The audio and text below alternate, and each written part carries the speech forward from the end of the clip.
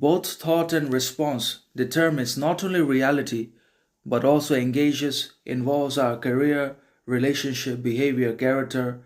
responsibility, authenticity, and many other things are also defined and characterized not only by our thoughts, perceptions, attitudes, but most importantly by the kind of response and reaction we choose to give or we fall into. Because we can also be victimized,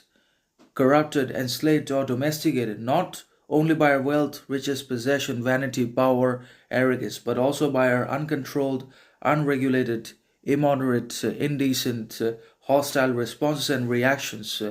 to the other people's judgments, hypocrisies, double standards, betrayals, corruptions, sufferings, because that is their problem and not our problem to process and to project back all that is their projection. Because we can be contaminated not only by our own thoughts, which are other people's thoughts, but also by society, by public places, by basically outside circumstances, situations, and the whole societal atmosphere is contaminated, contagious, anyways, in absolutely negative, counterproductive ways, particularly for the man and woman of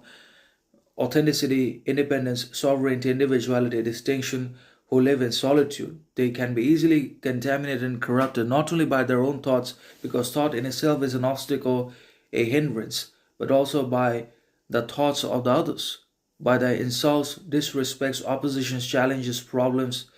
of the others, which is their problem, anyways, and not ours to solve or to reflect back upon them. And if we reflect back or if we try to project in exchange or in return to their own projection, then we are victimized by our unconscious shadow projection, by our obviously misunderstood, unrecognized, and unhealed or unresolved chaos, tragedy, torments, and sufferings, betrayals, and most importantly, we're domesticated by our own shadow, which is both individual and collective at the same time. So it's all about response and reaction that determines reality, responsibility, and love, relationship, friendship.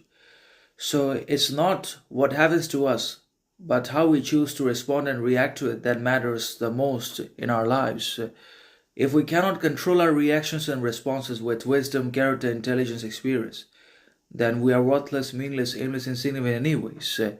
And if the others achieve victory and control over ourselves through their disrespect, cunning, intelligence, evil, then they win the game, or that they already have won the game. And we have lost because we could not control our responses, reactions, and outcomes. But if we can control our response and reaction, we can become